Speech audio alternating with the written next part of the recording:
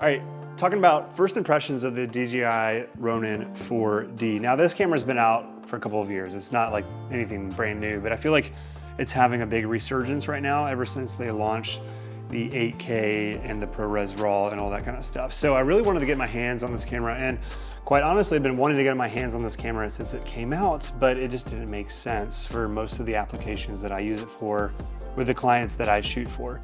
But as we're gonna start doing some more outdoors sports content, this was the camera that we all decided that we really wanted to check out. And so why not rent it for a week, take it for a little whirl, see if it's actually worth it. And that's what we're doing.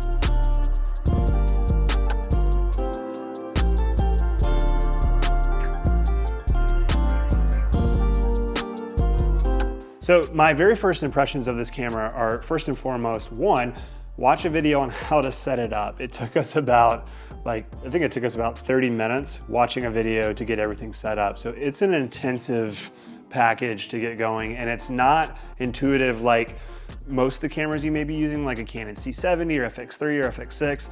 It's very different, but I will say that DJI has designed this extremely well, and whenever you are putting it together, you're like, oh, that makes sense, and they've really thought through the design of this camera, and it's really, really nice. Now, that goes into the ergonomics. I think immediately out of the case, this camera is extremely ergonomic, and it just fits really well within your hand, or within my hand.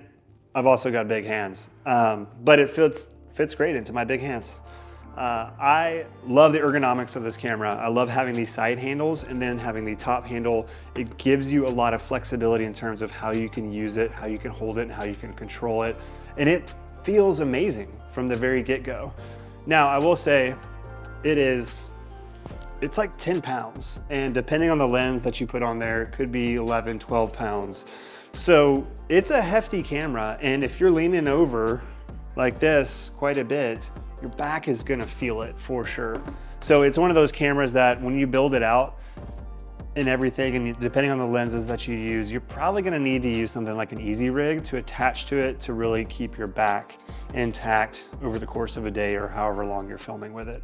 But again, the ergonomics, really, honestly, of this camera, it just feels so good in your hand, however you're holding it. And quite honestly, when we went out and shot with it just down the street downtown here in Memphis, the setup of this camera got me so excited. I just felt like a little boy, again, almost holding a camera, just because of the design and just the cool factor of it, quite honestly. It's just such a neat camera.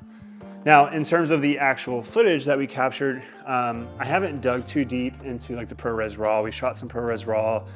You can't easily bring that into DaVinci, or I don't think you can bring it into DaVinci at all unless you transcode it. You can bring it into Final Cut, but I haven't used Final Cut in many years, so I'm not a wizard where that's concerned. Now, I did bring it in there just to look at the footage. And the footage is beautiful. It's fantastic. I mean, we were filming at high noon, which again is not great. It's great if you want some really cool shadows, which is what we achieved, but it's not great if you're looking for, those golden hour shots. But I will say, even at high noon, the footage was really, really nice.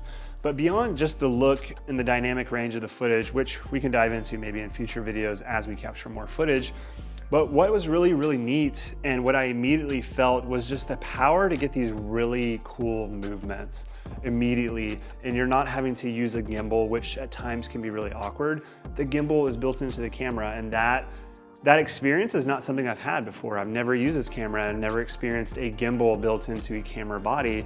And it's really cool what you can immediately achieve holding this camera like a regular camera, but with the gimbal head, the chicken head on it.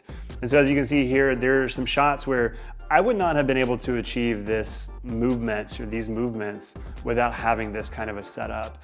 And being able to do that really opened up my eyes to just some incredible dynamic shots, some long shots that you could have, some really neat movement shots from down low or from up high, just panning down and moving. So yeah, I could see myself really using this for some nice, long, establishing shots, some running shots, some movement shots with people who are either doing sports or doing some other kind of movement. I really loved how dynamic you could make those shots feel with this kind of a setup. Now, there was a point where there was a runner running down and I ran behind him and alongside him. And you know, it's not absolutely perfect, even with the 4D setting on, so the Z axis on, having kind of the chicken head movements and capabilities.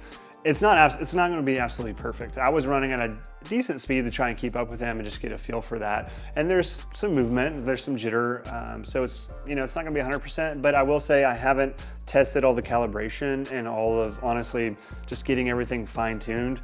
We got it set up, we put a lens on it, made sure that everything was working, and we headed it out.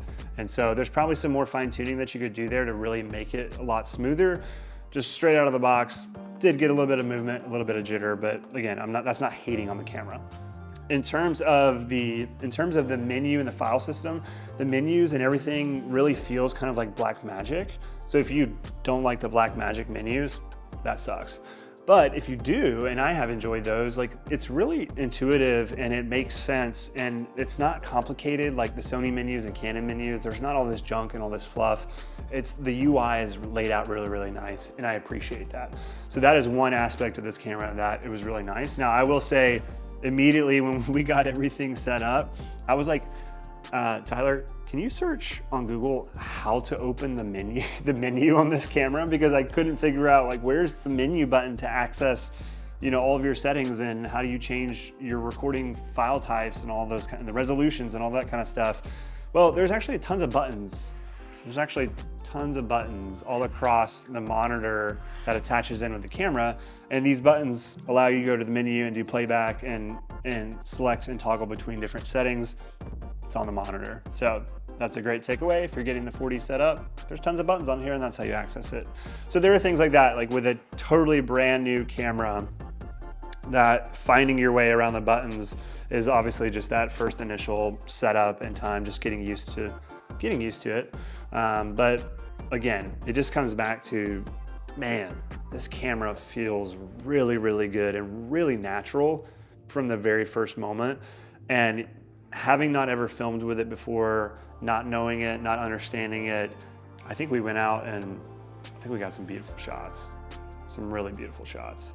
And the movement, I was really proud of the movement that I was able to capture straight out of the case, having not ever used this before.